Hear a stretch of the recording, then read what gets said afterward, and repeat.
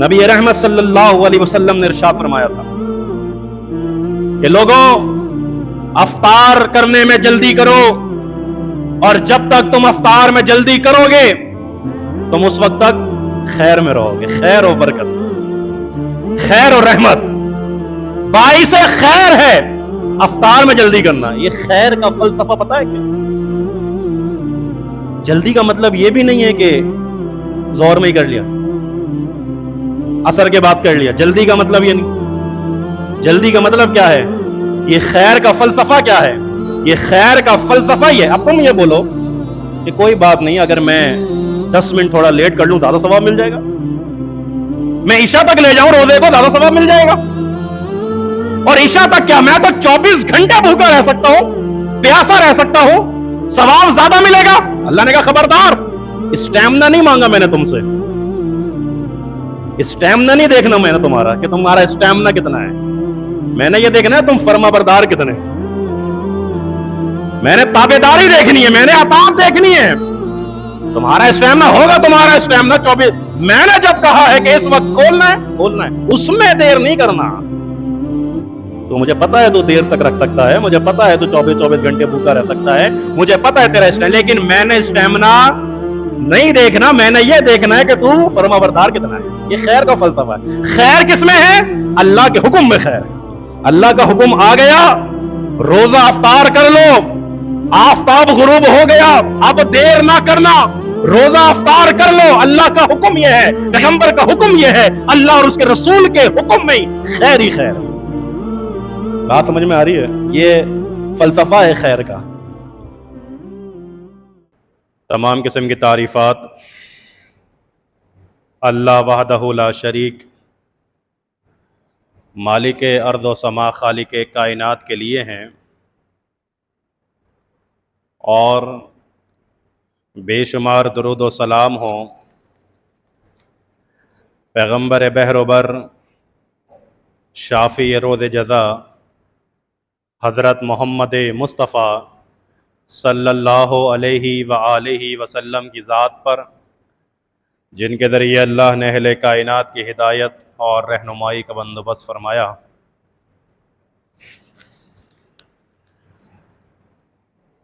ہم زندہ لوگوں کے لیے، مرد حضرات ہوں یا ہماری مائیں بہنیں ہوں، ایک بہت بڑا انعام ہے اللہ رب العزت کا کہ ہماری زندگیوں میں ایک بار پھر رمضان المبارک کا عظیم مہینہ اپنی تمام تر رحمتوں، برکتوں کے ساتھ ہمارے پاس آ رہا ہے. دعا ہے اللہ رب العزت ہمیں یہ ایام نصیب فرمائے، اور ان ایام میں جو کرنے والے کام ہیں اللہ رب العالمین ہمیں وہ نیکیاں بھی، وہ اعمال بھی کرنے کی توفیق عطا فرمائے. تو آج کے اس مختصر سے وقت میں آپ دوستوں کے سامنے ماہ رمضان کے حوالے سے ہی اور اس میں کرنے والے چند اعمال اور نیکیاں گوش گزار انشاءاللہ کروں گا، اس دعا کے ساتھ کہ اللہ رب العالمین سننے اور سنانے کے بعد عمل کرنے کی توفیق عطا فرمائے. سب سے پہلا کام جو اس روزے کا اولین مقصد ہے، پرہیزگاری، تقوی. جامع ترمذی کی حدیث ہے، رسول اکرم صلی اللہ علیہ وآلہ وسلم نے سیدنا ابو ذر رضی اللہ تعالیٰ عنہ سے فرمایا تھا، اتق اللہ حیثما کنت. ابو ذر، اللہ سے ڈرتے رہو، پرہیزگاری اختیار کرو، تم جہاں بھی ہو، جس جگہ بھی ہو اللہ سے ڈرتے رہنا. دکان میں ہو یا مکان میں ہو، مسجد میں ہو یا بازار میں ہو، خلوت میں ہو یا جلوت میں ہو، لوگوں کے سامنے بیٹھے ہو یا تنہائی میں ہو، اتق اللہ، اللہ سے ڈرتے رہے۔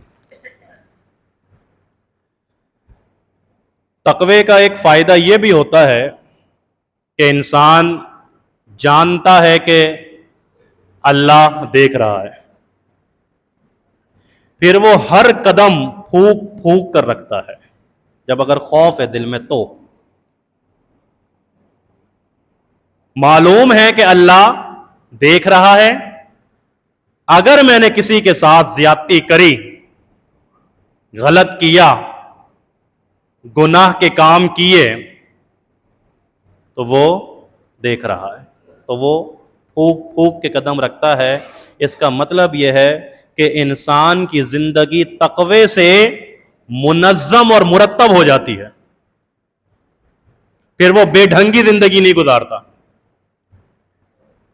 پھر جو اس کا نفس چاہے وہ نہیں کرتا، وہ پھر وہ اپنے نفس کو اپنا معبود نہیں بنا لیتا،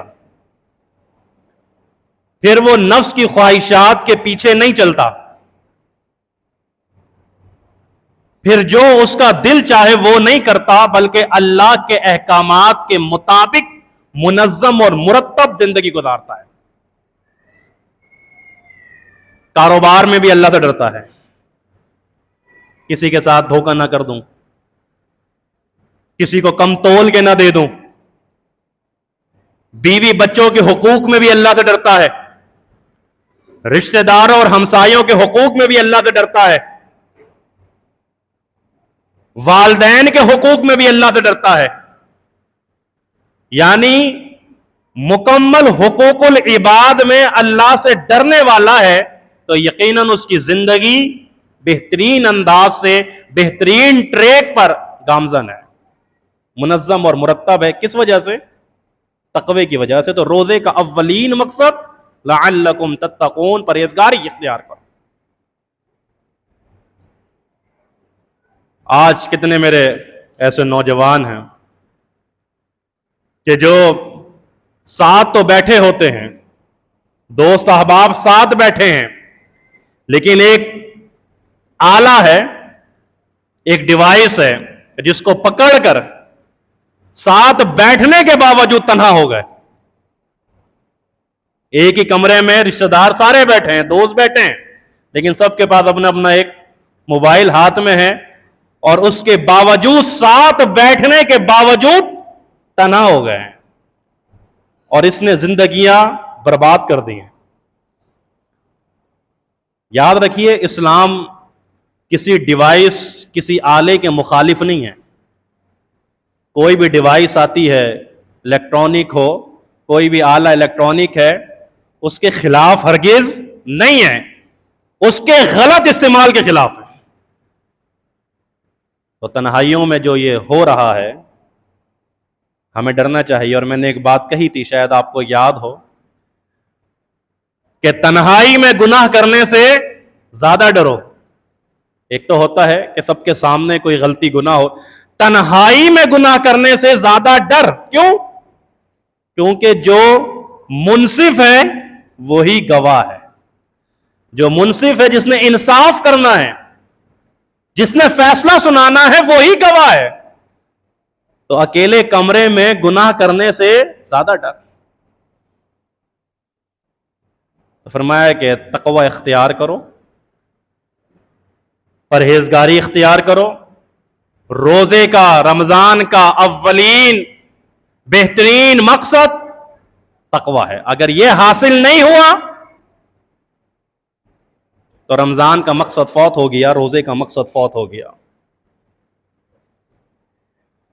قرآن کریم میں اللہ رب العالمین نے فرمایا کہ تلک الجنۃ التی نورث من عبادنا من کان تقیا، کہ جو تم میں سے متقی ہوگا، جو تم میں سے پرہیزگار ہوگا، جو تم میں سب سے زیادہ اللہ سے ڈرنے والا ہوگا، تلک الجنۃ التی نورث، ہم اسے جنت کا وارث بنا دیں گے۔ تقوی کا فائدہ سن رہے ہیں؟ سورہ مریم فرمائے کہ ہم تمہیں جنت کا وارث بنا دیں گے۔ وارث کسے کہتے ہیں؟ وراثت مل جاتی ہے تو کیا آپ کی محنت کے بلبوتے پہ ملتی ہے آپ کو وہ مال جو وراثت میں آپ کو ملا ہے؟ آپ کی محنت کے بلبوتے پہ ملا ہے؟ نہیں. والد صاحب کا انتقال ہوا، اس کی جو جمع پونجی تھی وراثت، وہ ساری کی ساری آپ میں کنورٹ ہو گئی. آپ کو بیٹھے بٹھائے مال مل گیا. صحت نسب کا ہونا ضروری ہے. نسب آپ کا ملنا چاہیے مکمل. صحت نسب ہو تو وہ بیٹھے بٹھائے آپ مال کے، جائیداد کے وارث بن جاتے ہیں. آپ کو کوئی محنت نہیں کرنی پڑتی. اللہ نے کہا ہم تمہیں جنت کا وارث بنائیں گے، تمہارے اعمال کے بلبوتے پہ نہیں. تمہارے عمل کتنے ناقص عمل، تمہارا کوئی عمل نیکی مکمل نہیں، نقص. ہر عبادت میں تمہارے نقص، تمہارے اعمال ایسے ہیں کہ تمہیں جنت ملے. یہ ہمارا فضل ہوگا، ہماری رحمت ہوگی، ہمارا کرم ہوگا کہ ہم تمہیں جنت کا وارث بنا دیں گے. تم کیا سمجھتے ہو تم اپنے اعمال کے بلبوتے پہ جنت میں جاؤ گے؟ تمہیں جنت کا وارث ہم تمہارے اعمال کے بلبوتے پہ بنائیں گے؟ نہیں، میری رحمت کے ساتھ.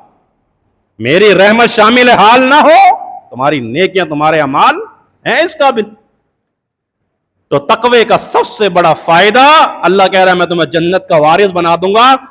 تمہیں فری فنڈ میں جنت مل جائے گی. جیسے وہ جائیداد کنورٹ ہوتی ہے نا، بیٹھے بٹھائے بغیر محنت کے پیسہ مل گیا. فرمایا ایسے ہی ہم تمہیں جنت کا وارث. شرط ہے تقوی، خوف الہی، اللہ کا ڈر. تو فرمایا روزہ سب سے پہلی چیز جو آپ کو سکھانے کے لیے اور مجھے اور آپ کو سمجھانے کے لیے آ رہا ہے وہ ہے لعلکم تتقون. پرہیزگار بن جاؤ، پرہیز کرو برے کاموں سے، گناہوں سے، فراڈ سے، دھوکے سے، غیبت سے، چغلی سے، حسد سے، الزام تراشی سے، لڑائی سے، جھگڑے سے، فساد سے، فتنے سے. پرہیز. اللہ سے ڈرتے رہو. دوسری بات، اللہ اکبر، توجہ کے ساتھ، رمضان میں کرنے والا دوسرا کام، شہر رمضان الذی انزل فیہ القرآن. یہ رحمتیں، یہ برکتیں، یہ وسعتیں، یہ رزق میں فراوانیاں، یہ عبادت میں تسکین، سکون، راحت کیوں نصیب ہوتی ہے؟ شہر رمضان الذی انزل فیہ القرآن، کیونکہ ہم نے اس مہینے میں قرآن نازل کیا. یہ قرآن اتنی بابرکت کتاب، یہ قرآن کلام الہی، اتنا مبارک کلام کہ اس کے اس مہینے میں اترنے سے اللہ رب العالمین نے اس مہینے کو بابرکت بنا دیا. برکت ہی برکت. گھبرانے کی ضرورت نہیں ہے کہ مہنگائی بہت ہے. رمضان آنے دیں، وہ رحمتیں، نیت کو خالص رکھیے گا بس. وہ رحمتیں اور برکتیں نظر آتی ہیں یا نہیں آتی؟ ہوتی ہیں. انسان پریشان ہوتا ہے کیا ہوگا، بس یہ یاد رکھیے کہ اس کو راضی کرنا ہے، قرآن کے ساتھ تعلق جوڑنا ہے. فرمایا کہ برکتیں ہی برکتیں ہوں گی، رحمتیں ہی رحمتیں ہوں گی. فوڈ سیزن نہیں آ رہا ہے، یہ کھانے پینے کا موسم نہیں ہے. ہم نے اسے کھانے پینے کا موسم بنایا. اچھی سے اچھی غذا، اچھی سے اچھا کھانا، بھرپور کھانا، کئی ڈشوں کے ساتھ، افطاری، دسترخوان مزین. نہیں بھائی، یہ تو تقوی کے لیے آیا تھا، خوف الہی کے لیے آیا تھا، عبادت کے لیے آیا تھا، تمہارے قیام اور سیام، رکوع اور سجود کے لیے آیا تھا. جب تم ساری توانائی اپنی اسی پہ صرف کر دو گے کہ کھانے میں کیا کیا ہونا چاہیے، تو پھر مجھے بتائیے عبادت میں تسکین اور سکون اور راحت کیسے نصیب ہوگی؟ تو فرمایا کہ شہر رمضان الذی انزل فیہ القرآن، اس مہینے میں قرآن کا نزول ہوا، قرآن نازل ہوا. قرآن بابرکت کتاب ہے. قرآن کا تعلق جس چیز کے ساتھ جڑتا ہے اللہ رب العالمین اس کو عروج اور بلندیاں نصیب فرما دیتا ہے. فرمایا اس قرآن کو ہم نے نازل کیا، اِنَّا أَنزَلْنَاهُ فِي لَيْلَةٍ مُبَارَكَةٍ، مبارک رات میں. ہم نے اس قرآن کو نازل کیا ہے، قرآن اترا، اللہ نے اس رات کو مبارک کر دیا، خیر من الف شہر، 1000 مہینے کی عبادت سے افضل کر دیا قرآن کی وجہ سے۔ تو سوچو جب میرا قرآن کے ساتھ تعلق جڑے گا، جب میرا قرآن کے ساتھ تعلق جڑے گا، قرآن فہمی میں، قرآن سیکھنے میں، قرآن سکھانے میں، قرآن پڑھنے میں، قرآن سننے میں، تو کیا میری ذات میں برکتیں نہیں ہوں گی؟ میرے گھر پہ برکتیں نہیں ہوں گی؟ ہوں گی، لازمی ہوں گی۔ کچھ بھائیوں نے اس آیت کا غلط مطلب لیا۔ سورہ دخان کی آیت ہے، اِنَّا أَنزَلْنَاهُ فِي لَيْلَةٍ مُبَارَكَةٍ، لوگوں نے کہا کہ یہ رات 15ویں شعبان کی رات ہے کہ جس میں قرآن نازل ہوا ہے، اور اس میں یفرق کل امر حکیم، فیصلے قسمت کے کیے جاتے ہیں۔ نہیں، حالانکہ نص موجود ہے، دلیل موجود ہے، قرآن کریم سورۃ القدر انا انزلناہ فی لیلۃ القدر، سمجھنے والوں سمجھو تو صحیح، کیسے یہ وہ رات ہو سکتی ہے؟ کیسے یہ شعبان کی 15 تاریخ ہو سکتی ہے کہ جبکہ اللہ خود کہہ رہا ہے کہ ہم نے اسے لیلۃ القدر میں نازل کیا؟ اللہ اکبر، اللہ ہم سب کو ہدایت نصیب فرمائے، سمجھ نصیب فرمائے۔ تو فرمائے کہ قرآن کے ساتھ تعلق کو مضبوط کر لو، قرآن کے ساتھ تعلق کو جوڑ لو، قرآن کریم کے ساتھ لگاؤ، اپنا دل لگاؤ، اپنا سینہ لگاؤ، اپنا وقت لگاؤ، برکتیں ہوں گی، رحمتیں ہوں گی۔ اور یہی وجہ ہے کہ نبی رحمت صلی اللہ علیہ وسلم نے ارشاد فرمایا تھا، مومنو سحری کھایا کرو، سحری کھایا کرو۔ کیوں؟ کیونکہ اس میں برکت ہے، رزق ہے سامنے، فرمایا اس میں برکت ہے۔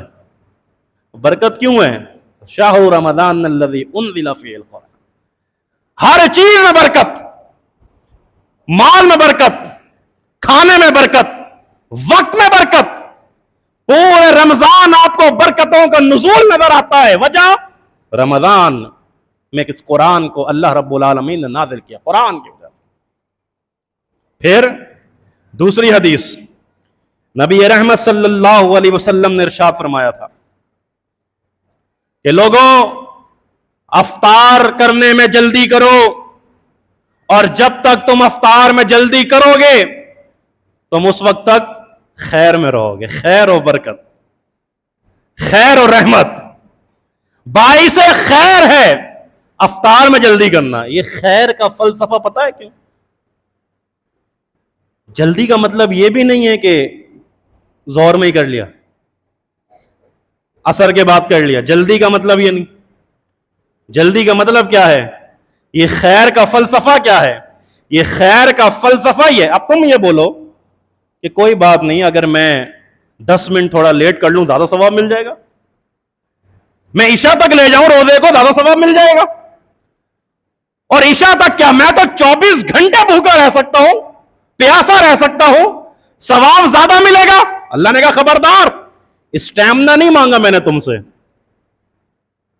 اسٹیمنا نہیں دیکھنا میں نے تمہارا کہ تمہارا اسٹیمنا کتنا ہے، میں نے یہ دیکھنا ہے تم فرما بردار کتنے ہو،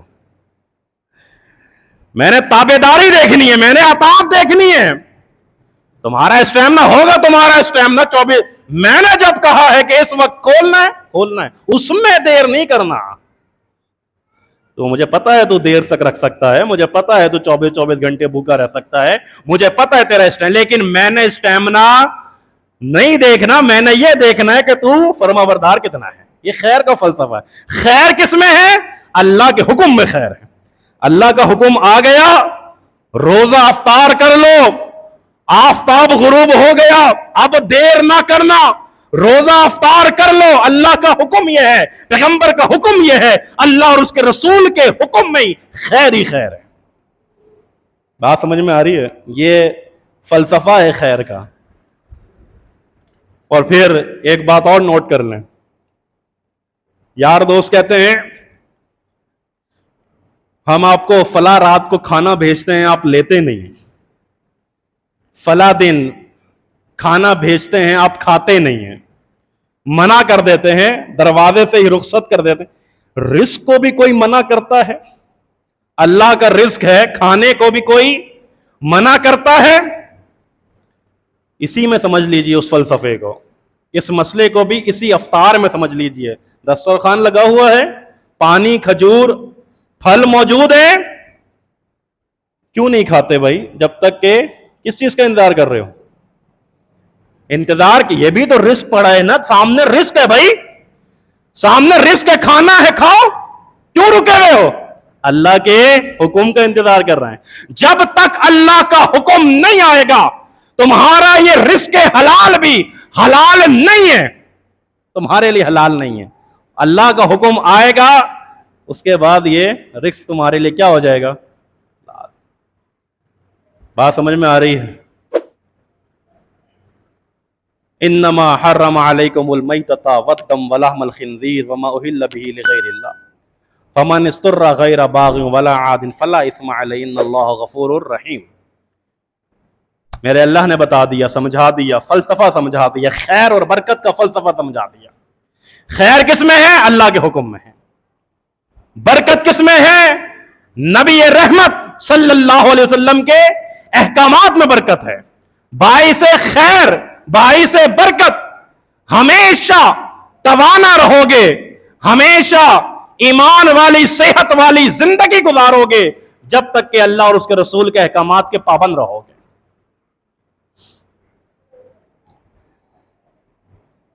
تو دوسرا کام، قرآن کریم کے ساتھ تعلق۔ اگر اس کے ساتھ تعلق نہیں ہے، نہیں جڑا ہوا، دوستی نہیں کری، یاری کر لیے گا اس کے ساتھ، چھوڑ دیے گا اپنی اور یاریوں کو، اپنے اور دوستوں کو، قرآن کو دوست بنا لیے گا۔ رمضان میں سیکھیے گا، پڑھیے گا، سمجھیے گا، تلاوت کیجیے گا، گھر میں ماحول بنائیے گا، مساجد میں آئیے گا، ماحول بنے گا قرآن سننے کا، قرآن فہمی کا، قرآن سیکھنے کا موقع ہے۔ یہ کاروبار میں ہاتھ ڈال دیتا ہوں ماہ رمضان میں، یہ بہت چلتا ہے، یہ والا کام کر، سارے آئیڈیاز جو ہے نا وہ رمضان سے پہلے شیطان دماغ میں ڈالتا ہے کاروبار کے، یار یہ کر لیتے ہیں، یہ کر لیتے ہیں، یہ کرنے میں جو اصل کام ہے، جس میں رحمتیں ہیں، جس میں برکتیں ہیں، جس میں مغفرتیں ہیں، جس میں اللہ رب العالمین کی رضامندی ہے، وہ رہ جاتا ہے۔ کچھ احباب ہیں، دوست احباب، جو 5 دن 10 دن 5 روزہ تراویح، 3 روزہ تراویح، 10 روزہ تراویح، ہاں بس اتنے دن کے لیے، اتنے ٹائم کے لیے، اس کے بعد کاروبار، پھر کوئی قرآن کے ساتھ تعلق نہیں۔ اللہ کے بندو یاد رکھو، دنیا کے سارے علوم آپ پڑھ لو، آپ کے کام آئیں گے۔ اللہ کی وحی کا علم، قرآن ایک ایسا علم ہے، یہ ایک ایسی کتاب ہے کہ جو آپ کو مرنے کے بعد کام آنے والی ہے۔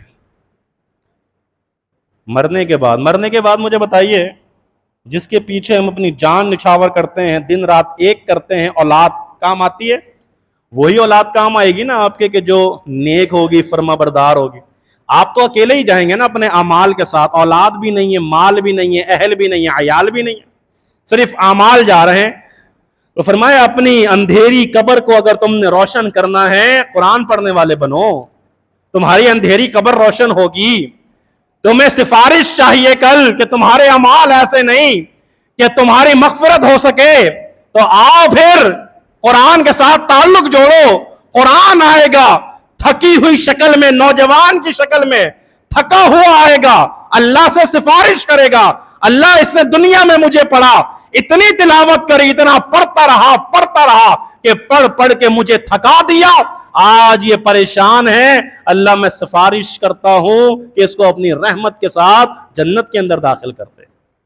اپنی اولادوں کو تعلیم دو، اپنی بچیوں کو تعلیم دیجیے، اپنے بچوں کو تعلیم دیجیے، خود آئیے، خود پڑھیے، خود سیکھیے۔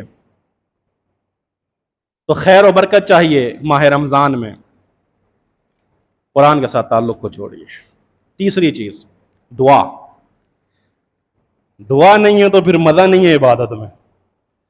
دعا عبادت کی روح ہے، بدن سے روح نکل جائے کیا ہوگا؟ खत्म, मर गया, बेजान, किसी काम का नहीं। इसी तरह इबादत में से अगर दुआ निकल जाए तो फिर इबादत में मजा है नहीं, इबादत की रूह है दुआ। वइदा सालका इबादी अन्नी फइन्नी करीब उजीबु दावत दाई इज़ा दान फलयस्तजीबू। इसी माह मुबारक के अहकाम और मसाइल में अल्लाह ने इस आयत को जिक्र किया कि तुम रोजे रखते हो, तुम सहरी करते हो, तुम अफ्तार करते हो, तुम तरावी पढ़ते हो, तुम नवाफिल पढ़ते हो, उसी के अंदर इस दुआ को भी याद रखना। वइज़ा सालका इबादी अन्नी फइन्नी करीब। ये सवाल करें, इनसे बोलो कि ये पूछें अल्लाह कहां है, सवाल फइन्नी करीब, तो अल्लाह करीब है, अल्लाह करीब, फइन्नी करीब, अल्लाह करीब है। जब अल्लाह करीब है तो फिर किसी वास्ते और वसीलों की क्या जरूरत है जरूरत कि एक चीज जो करीब है उसके लिए कोई वास्ता, कुएं में से पानी निकालना है तो रस्सी का इस्तेमाल और डोल का इस्तेमाल तो करना पड़ेगा, वास्ता और वसीला। छत पे जाना है तो सीढ़ी का इस्तेमाल तो करना पड़ेगा। अगर पानी खुद मुंह में आ जाए तो पड़ेगी जरूरत डोल की, पड़ेगी जरूरत रस्सी की। कोई पानी का गिलास लेकर मुंह पे लगा दे, जरूरत पड़ेगी आपको उसकी। तो फइन्नी करीब, अल्लाह ने कहा मैं क्या हूं, मैं करीब हूं, जरूरत नहीं है वास्ते और वसीलों की, मुझे डायरेक्ट पुकारो, डायरेक्ट मांगो, मैं तुम्हें देने वाला हूं, नवाजने वाला हूं। रातों को उठ के मांगे, अंधेरी रातों में मांगे, और ये कहकर अल्लाह से सवाल करे, अल्लाह जबान हमारे साथ नहीं दे रही, हम क्या मांगे, तू तो दिल की धड़कनों से वाकिफ है, दिल के ख्वाहिशात तो हैं ही हैं हमारे सीने में, जायज ख्वाहिशात, तो उससे तो वाकिफ है, लेकिन तू तो हमारे दिल की एक एक धड़कन से वाकिफ है। हाँ, तुझे मालूम है हमें क्या चाहिए। टाइम मुख्तसर है इसलिए तेजी से चौथा काम आपको बताता हूं कि अगर आपको दुआ मांगनी है और यह भी सोचना है कि वो दुआ मकबूल हो जाए, लाजमी हो जाए, तो उसके लिए जो तरीका साद इब्ने अबी वक़ास रज़ी अल्लाह ताला अन्हु को अल्लाह के नबी ने बताया था, ऐसा आप मुस्तजाबुद दावात बनना चाहते हो, तुम्हारी हर दुआ अल्लाह के यहां कबूल हो, मकबूल हो, तो फिर तुम्हें क्या करना है। फरमाया कि जब भी लुकमा खाना, हलाल का खाना, हलाल चीज, हराम की तरफ नहीं जाना, हराम का निवाला, हराम का लुकमा अपनी जबान पे मत लाना। जब भी खाओ, जब भी पियो, हलाल खाना, हलाल पीना, अल्लाह रब्बुल आलमीन तुम्हें मुस्तजाब दावात बना देगा। एक चौथा काम यह भी है करने का कि हमें सिर्फ और सिर्फ छान फटक करके हलाल लुकमा अपनी जबान पर लगाना है। और यह भी याद रखिएगा, अल्लाह ने कहा मोमिनो हलाल और तैयब चीजें खाओ, हलाल और तैयब चीजें खाओ। आपको पता है हलाल अलग है, तैयब अलग है। बकरी आपके लिए क्या है, बकरा आपके लिए क्या है, हलाल है। लेकिन अगर वही चोरी करके कोई खाता है, तैयब रहेगा? वो तैयब नहीं रहेगा, वो पाकीज़ा नहीं रहेगा। तो हलाल अलग है और तैयब अलग है। चीज हलाल भी हो और तैयब भी हो, तुम्हारे हलाल माल से खरीदी भी हो, और तुम्हारा जो चीज खरीदो वो पाकीज़ा हो, तो वो चीजें तुमने खानी है। और फिर एक और काम कि आपने अल्लाह की राह में सदका करना है, दिल खोल कर अल्लाह की राह में माल खर्च करना है। साहिब इस्तिताअत हैं या नहीं है, जो इस्तिताअत और ताकत है अल्लाह की राह में खर्च करना है। अल्लाह रब्बुल आलमीन से दुआ है कि अल्लाह रब्बुल आलमीन हमें यह माह रमज़ान नसीब फरमाए, और इस अय्याम के दिन और रात अल्लाह रब्बुल आलमीन नसीब फरमाए, और इसमें हमें इबादात करने की तौफीक नसीब फरमाए। अल्लाह रब्बुल आलमीन हमें कुरान के साथ ताल्लुक़ जोड़ने की तौफीक फरमाए, और इसके साथ साथ अपना माल अपनी राह में खर्च करने की तौफीक अता फरमाए। اور ہمیں اس کا حق ادا کرنے کی توفیق عطا فرمائے۔ اللہ سے دعا ہے اللہ ہم سب کو عمل کرنے کی توفیق عطا فرمائے۔